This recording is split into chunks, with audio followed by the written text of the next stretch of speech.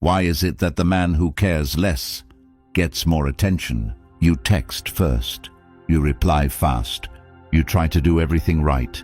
You show interest. You communicate clearly. You stay loyal. You give reassurance.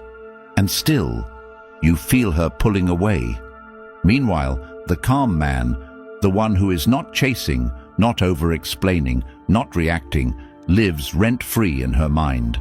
If you are tired of confusion, tired of overthinking, tired of feeling like you care more than she does, comment, calm wins.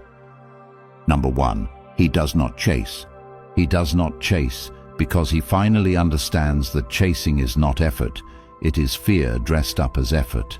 And you know exactly what that fear feels like because you live it when you stare at your phone waiting for a reply, when you reread your last message wondering if you sounded too interested, when you feel that tight pull in your chest because her energy shifts and suddenly you are adjusting yourself to regain control. And in that moment you are not leading your life, you are reacting to hers. And that is the silent trap that keeps you small. Chasing begins the second you believe that someone else's attention is the source of your stability. So you overgive, overtext, over-explain. You initiate every conversation, you plan every date. You reassure her when she is unsure while secretly hoping she will reassure you back. And when she does not match your energy, you push harder instead of pulling back, thinking persistence will prove your worth. But what it actually proves is that you are afraid to lose something you barely even had. And this is where the shift must happen, because Stoic discipline demands that you detach from what is not in your control and focus on what is. And her level of interest is not in your control. Her mood is not in your control. Her timing is not in your control. But your response is, and when you finally grasp that truth, you stop chasing not out of pride, but out of clarity. Imagine this clearly. You send a message and she replies hours later with one sentence. Your old pattern pushes you to send another message to keep the conversation alive, to entertain, to prove you are interesting, to hold her attention. But the disciplined version of you reads her level of investment and matches it instead of exceeding it, because exceeding it signals imbalance, and imbalance destroys attraction. And when you match energy, you force reality to reveal itself. If she is interested, she will step forward. If she is not, she will fade. And in both cases, you remain stable because you are no longer trying to manufacture desire. You must train yourself to sit with the discomfort of not knowing, because most chasing is simply the inability to tolerate uncertainty, and uncertainty is part of life, part of dating, part of growth. So instead of reacting, you observe your urge to act. You feel it fully. You do not suppress it. You just do not obey it. And that moment of restraint builds internal strength far more than any persuasive message ever could. Have you ever noticed that when you pull back with composure instead of desperation, the dynamic changes? She begins asking what you are doing. She begins initiating. She begins wondering where your attention went. And it is not because you are playing games, but because you are finally valuing your time. And people value what is valued by its owner. Chasing also reveals a deeper issue, a lack of purpose. Because when your schedule is empty and your identity revolves around romantic validation, you naturally cling to whoever gives you a spark of attention. So the solution is not just to text less, it is to build more. Build your body with disciplined training that demands effort and consistency. Build your skills with focused practice that stretches your competence. Build your finances with structured goals that require planning and patience. And as your life expands, your need to chase shrinks because you are too engaged in growth to beg for crumbs. Many people will tell you that persistence shows passion, but blind persistence in the face of low interest shows self-neglect, and self-neglect disguised as devotion leads to resentment later, because you will give and secretly expect equal return, and when it does not arrive you will feel used. But the truth is, you volunteered for that imbalance, so take responsibility and correct it now. Do not send the second message. Do not reschedule immediately when plans are cancelled. Do not explain your value to someone who is not asking about it. Instead, place your energy where it is reciprocated and where it compounds, and track your behavior like a disciplined student of your own life. Notice how often you initiate. Notice how often you compromise your schedule. Notice how often you lower standards to avoid losing someone, and each time you catch yourself, adjust calmly, because transformation is not loud, it is consistent. Chasing ends when you decide that being chosen is less important than being aligned with your own standards. And this requires courage, because you may lose options in the short term, but you gain respect for yourself in the long term. And that self-respect becomes visible in your posture, your tone, your pace, your decisions. And that presence alone changes how others respond to you. In present tense, you stop chasing today by setting one rule. You never invest more than the other person over a sustained period. You give space for them to step forward, and if they do not, you accept the data and move on without bitterness, because your worth is not measured by someone's hesitation. It is measured by your commitment to growth. And when you internalize this fully, you no longer chase connection, you attract it through steadiness. And that steadiness is built through daily acts of restraint, purpose, and disciplined focus on what you can actually control, which is yourself. If you are ready to internalize this discipline at a deeper level, the Stoic Relationship Blueprint ebook for men is built exactly for that transformation, filled with timeless Stoic principles that train you to detach from outcomes, master your impulses, and build unshakable self-control in modern relationships. It answers the questions you keep asking yourself at night when the phone is silent, when interest feels uncertain, when you are tempted to chase again even though you know better. Every chapter breaks down how to apply these principles in real situations, so you stop reacting emotionally and start moving with clarity and strength immediately. It is now available in audiobook format, which means you can absorb this life-changing knowledge while walking, training, commuting, or building your body, turning idle time into growth. The link is in the comments, and once it is yours, it stays yours. Permanent access to guidance you can return to whenever doubt tries to pull you back into old patterns. If you are serious about becoming the man who does not chase but chooses, this is not just a book. It is a blueprint you carry with you for life. Number 2, he controls his emotions. Emotional control becomes your greatest advantage the moment you realize that most of your suffering in dating is not caused by what she does, but by the story you tell yourself about what she does. Because when a reply takes longer than expected, you immediately assume loss of interest. When her tone shifts slightly, you assume replacement.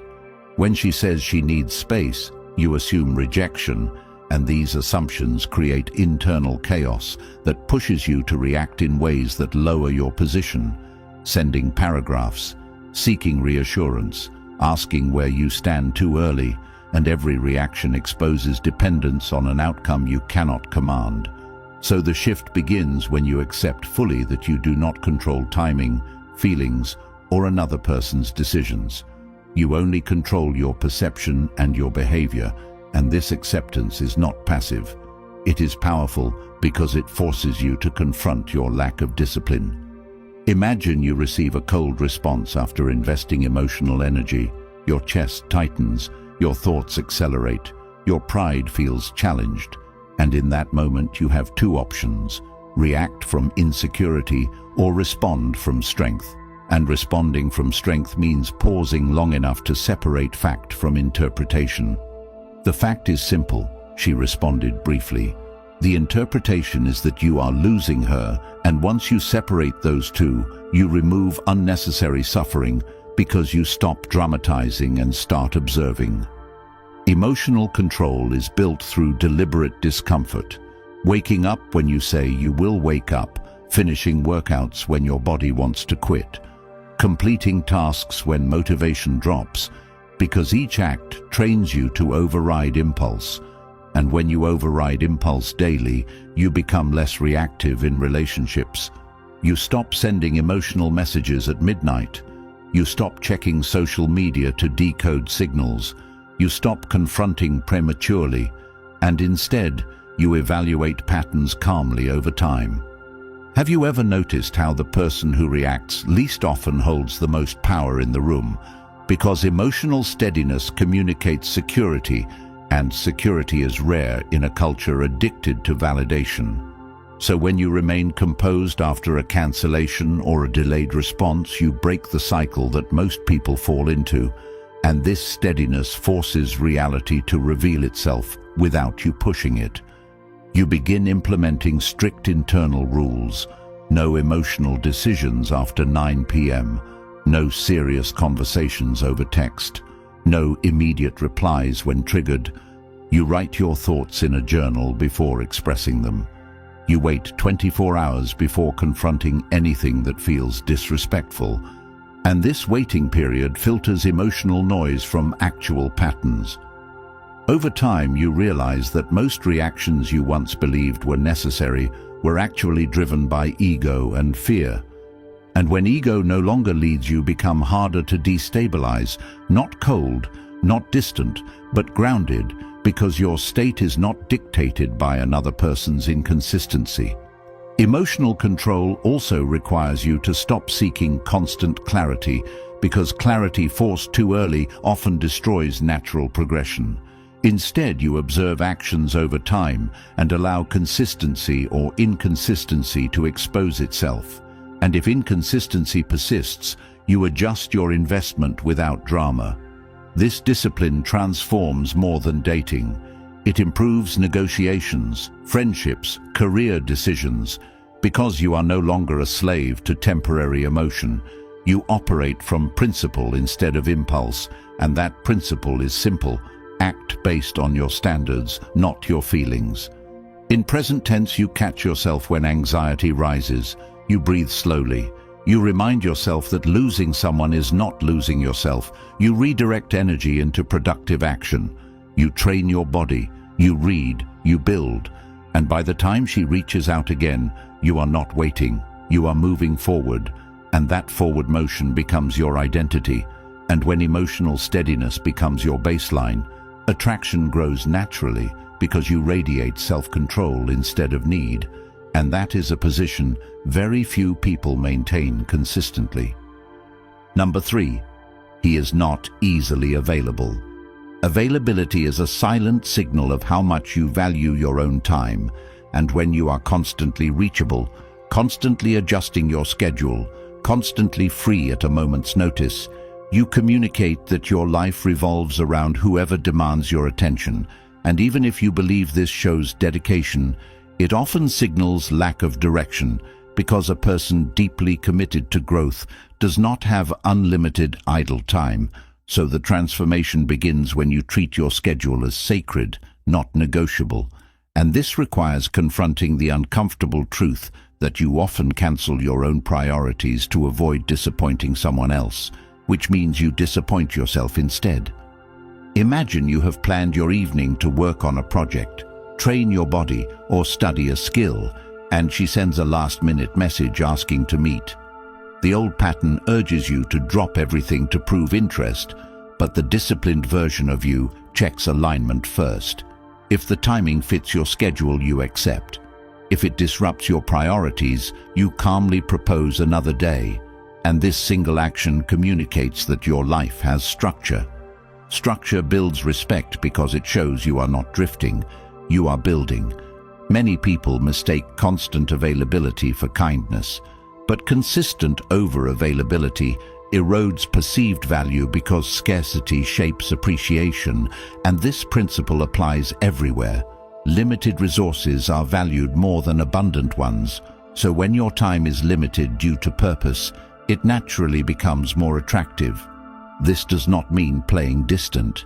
It means creating a full life that does not collapse if plans change. You develop weekly goals, fixed gym sessions, focused work blocks, social time with friends, solo reflection periods, And when your calendar reflects intentional living, you stop feeling the urge to cling to unpredictable attention. Have you ever felt that anxiety when she pulls away, and suddenly you have nothing scheduled, nothing meaningful occupying your mind, and all your thoughts circle around her absence? That emptiness is not caused by her. It is caused by lack of engagement in your own direction. So the solution is expansion. Expand your network. Expand your skills. Expand your health. Expand your income streams, because expansion reduces desperation. You begin setting boundaries around communication as well. You do not reply instantly every time, not as a tactic, but because you are engaged elsewhere. You avoid endless daily texting that replaces real connection. You prefer meaningful interaction over constant low-effort exchange, and this shift filters out those who seek attention without commitment. Availability is also emotional. When you constantly offer reassurance without receiving consistency, you become a safety net rather than a challenge, and safety without standards breeds complacency. So you allow uncertainty to exist without rushing to resolve it. You let interest grow organically, and if it does not grow, you accept that reality rather than forcing it. This mindset requires courage because it means you might lose short-term validation, but it strengthens long-term position, and in present tense you prioritize self-development even when tempted to drop everything. You protect your routine, you protect your goals, you protect your sleep, and gradually you notice a shift. You feel less anxious, less reactive, more centered, and that centered presence changes how others engage with you. Not being easily available is not about withholding, it is about building, and when your life is full by design rather than by distraction, relationships complement it instead of consuming it. And that is the level of control that transforms your confidence, because you no longer fear being left with nothing. You are never left with nothing when you are consistently investing in yourself. Number 4. He's mysterious. Mystery begins the moment you stop over-explaining yourself to secure approval and start allowing people to experience you gradually instead of consuming your entire story at once, because you know exactly what happens when you reveal everything too quickly. You meet someone new, you feel connection, and within days you are sharing childhood wounds, past betrayals, deep fears, future plans, emotional expectations, and hidden insecurities. Thinking transparency builds closeness, yet what it often builds is overexposure, and overexposure removes tension, curiosity, and the natural progression that makes connection meaningful. Imagine sitting across from someone who answers every question with long explanations, fills every pause instantly, reveals every detail before it is earned. There is nothing left to explore, nothing left to unfold, and attraction fades. Not because honesty is wrong, but because pacing is absent. Mystery is not deception, it is disciplined depth. It is understanding that not everyone deserves immediate access to your inner world, and access must be granted slowly based on consistency and earned trust. Most people overshare because they crave validation. They want to be understood quickly. They want reassurance that their vulnerability is accepted. But when you rush vulnerability without foundation, you place your emotional weight on someone who has not yet demonstrated capacity to carry it, and that imbalance creates instability. Instead, you begin practicing restraint in conversation. You answer clearly but briefly. You share insights but not your entire philosophy. You reveal ambition, but not every detailed blueprint. You allow curiosity to build naturally, and when questions arise, you respond in a way that invites thought, rather than closing every loop instantly. Have you ever noticed how intrigue forms when someone cannot fully predict you, when your schedule is structured but not constantly explained, when your plans exist but are not broadcast, when your emotions are steady but not publicly dissected? That sense of depth draws people in because humans are wired to pursue what feels layered. Mystery also protects you from premature emotional entanglement, because when you reveal everything too early, you attach quickly, and quick attachment often blinds you to inconsistency, so pacing becomes your safeguard. You observe patterns before investing deeper. You watch actions over time. You avoid sharing intimate fears with someone who has not yet proven reliability. And this disciplined filtering saves you from unnecessary disappointment. Consider how often you have spoken about your goals to impress rather than to build.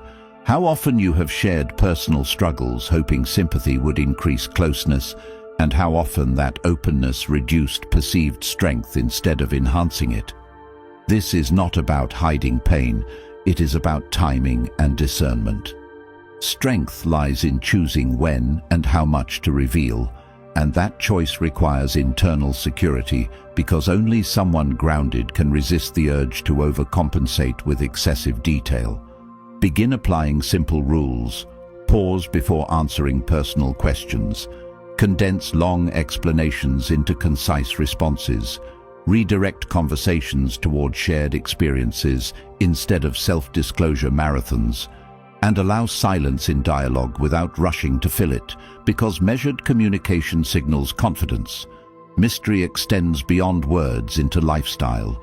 You pursue growth quietly. You improve your body without announcing every workout. You study without posting every page. You progress without constant updates. And when results speak, they carry more weight than declarations ever could.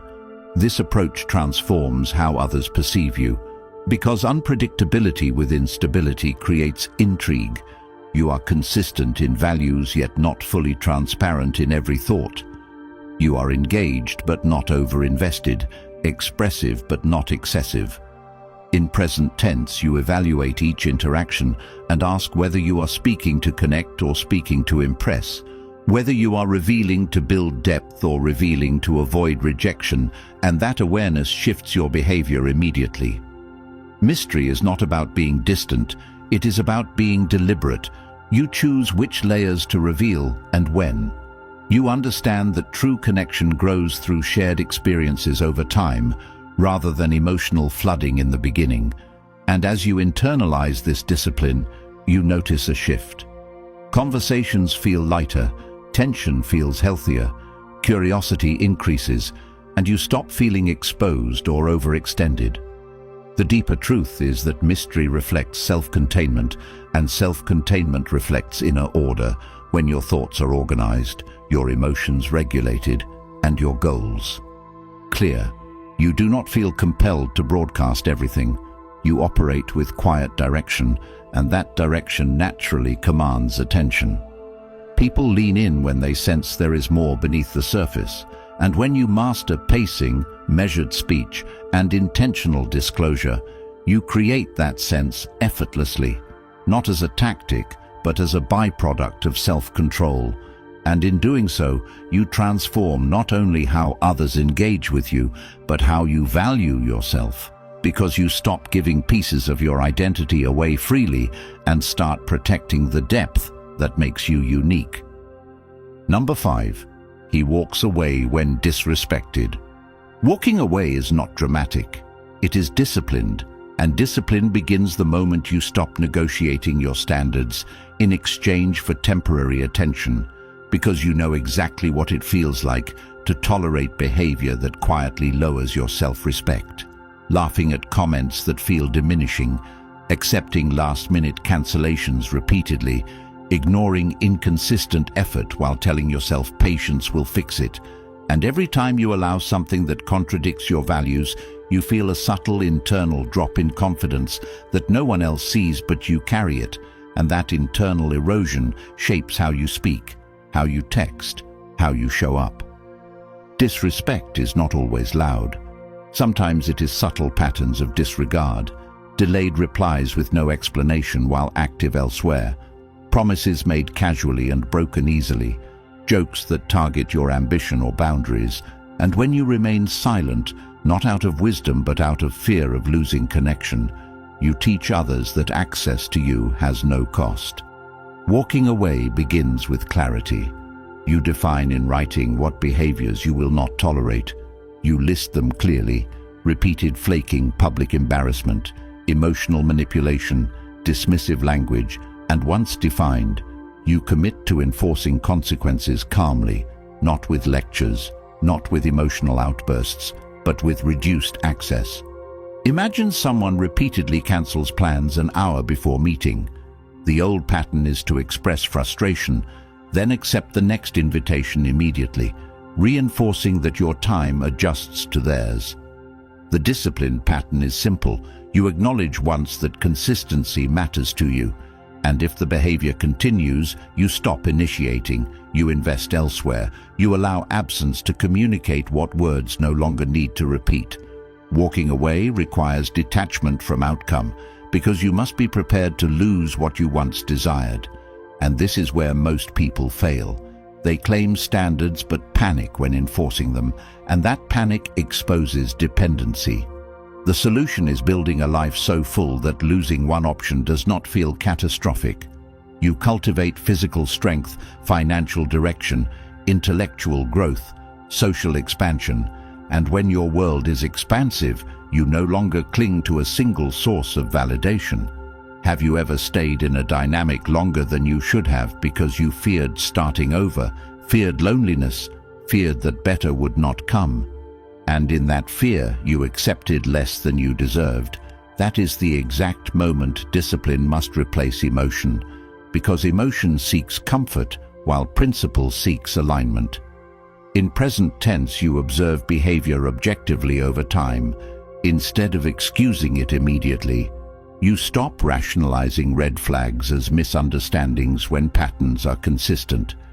You give one clear boundary, and then you watch actions, not promises. And if actions do not align, you withdraw attention without resentment. Withdrawal is not punishment, it is self-preservation, and when you preserve your dignity consistently, you project strength naturally. Boundaries also apply internally. You refuse to chase closure from someone who does not offer it. You refuse to send emotional messages seeking validation after disrespect. You refuse to stalk social media searching for reassurance, because each of those actions deepens attachment to someone who has already shown misalignment. Discipline in this area transforms your identity because you begin trusting yourself to act in accordance with your values rather than your fears, and that self-trust radiates in every interaction.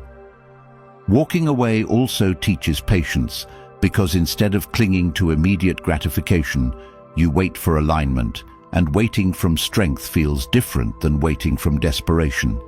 It is calm, steady, confident. When you leave a situation that undermines your standards, you may feel temporary discomfort, but that discomfort sharpens you. It reminds you that self-respect has a price, and you are finally willing to pay it. People often test limits unconsciously, and when they see limits enforced consistently without emotional volatility, respect increases.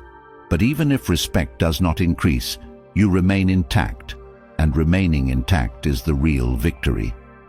This mindset reshapes your entire life because you stop tolerating mediocrity, not just in relationships, but in career, friendships, habits, and self-talk. You walk away from environments that stunt growth. You walk away from conversations that drain energy. You walk away from internal excuses that justify stagnation. And each time you choose alignment over attachment, you reinforce your identity as someone who values self-respect above temporary comfort. In this state, you no longer fear losing connection because you understand that connection, built on compromised standards, is fragile, while connection built on mutual respect is durable, and by enforcing boundaries consistently, you filter out misalignment early, saving months or years of frustration. Walking away is not about proving a point. It is about proving to yourself that you will not abandon your principles for attention. And once that proof accumulates through repeated disciplined actions, you stand differently, speak differently, choose differently, and attraction becomes a byproduct of self-respect rather than something you chase. In present tense, You choose standards, you choose consistency, you choose dignity, and when those choices cost you short-term validation, you accept the cost because long-term integrity matters more, and that shift alone elevates your life beyond dating into a place of grounded strength that cannot be easily shaken. Number 6. He has his own mission. Purpose changes everything, because the moment your life revolves around a mission bigger than validation, you stop shrinking yourself to fit into someone else's uncertainty, and you start expanding into the direction you choose deliberately, and you know exactly what it feels like when you do not have that direction, because your mind drifts constantly toward whoever is giving or withholding attention. You wake up checking your phone before checking your goals. You measure your mood based on replies instead of progress, and without realizing it, you place emotional power in someone else's hands. But when you operate with a defined mission, your energy reorganizes. Your mornings begin with intention instead of distraction. Your schedule reflects priorities instead of impulses, and your sense of worth becomes connected to execution rather than approval. Imagine writing down clearly what you want your life to look like in 5 years. Not in vague terms, but in measurable targets, specific income range, specific physical condition, specific skills mastered, specific lifestyle built. And once written, you break each into annual objectives, then quarterly actions, then weekly commitments, and suddenly your days gain structure that does not collapse because someone pulls away emotionally. A mission anchors you because it demands effort regardless of who stays or leaves, and when effort compounds daily, your confidence grows naturally, not because someone affirms you, but because you witness your own progress. Have you ever noticed how attraction shifts when you speak from direction instead of from uncertainty? When you talk about what you are building instead of asking what the relationship is? When your calendar is full because you are pursuing mastery rather than waiting for messages? That shift happens because purpose reduces desperation, and desperation is what quietly erodes leverage. Without mission, you overinvest early. You tolerate misalignment. You cling to inconsistent attention. But with mission, you evaluate whether someone complements your path or distracts from it. And if they distract you, adjust calmly without bitterness. This requires discipline because purpose is not motivation. It is routine repeated when motivation fades. You train when you feel tired. You study when it is easier to scroll. You execute when results are slow. And through repetition you build resilience that carries into every area of life. In present tense, you wake up with defined tasks. You track metrics weekly. You evaluate progress honestly. You cut habits that waste time. You limit digital distraction. You build competence steadily. And that competence transforms how you move socially because you no longer seek constant reassurance. You operate from progress. A mission also sharpens your standards because when your time is invested in growth, you become selective with access. You value alignment over excitement, consistency over intensity, and you recognize that not every connection deserves priority in your schedule. This mindset is often misunderstood because people assume detachment means lack of care, but disciplined focus is not indifference, it is alignment, and alignment creates stability that others can feel.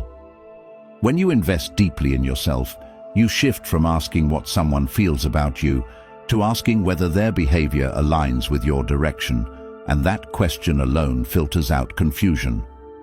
Purpose also strengthens emotional regulation because setbacks in relationships no longer define your identity. They become experiences within a larger narrative of growth, and when you view them through that lens, you recover faster, adjust smarter, and avoid spirals that once consumed you. Imagine finishing a long day of work you set for yourself, hitting the gym, completing a project milestone, reading a chapter that improves your thinking, and then receiving a delayed reply. The impact is minimal because your day was productive regardless, and that independence creates calm that cannot be faked. Over time, your self-image changes because you see yourself as someone who builds rather than waits, someone who creates rather than reacts. And that identity shift attracts differently because it is grounded in action. Purpose also demands introspection. You evaluate your weaknesses honestly, communication gaps, impatience, fear of rejection, and instead of blaming circumstances, you improve systematically.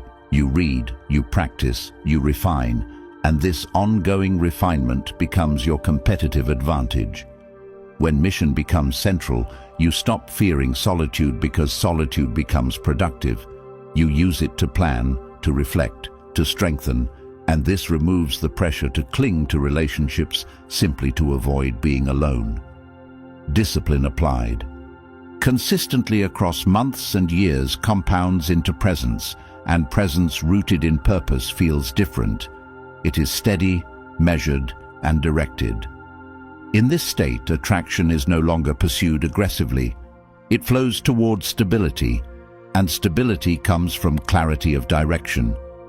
You are not cold, you are focused, you are not detached, you are aligned. And that alignment transforms how you experience connection because you no longer abandon yourself to secure someone else. You invite them into a life already moving forward. Mission is the foundation of everything discussed earlier. Without it, emotional control weakens, boundaries collapse, mystery fades, availability expands excessively, but with mission, each trait reinforces the others. In present tense, you commit to writing your goals tonight, breaking them into steps tomorrow, acting on them daily, tracking them weekly, refining them monthly, and through that structure you build a life that stands independently of romantic outcomes. This independence is not isolation, it is strength, and strength is built through repeated intentional action.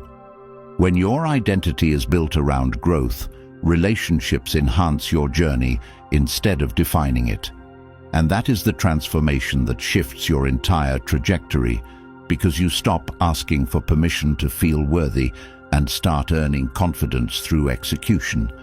And once that internal foundation solidifies, the external dynamics begin aligning naturally, not because you manipulate them, but because you have finally become anchored in direction rather than drifting in reaction.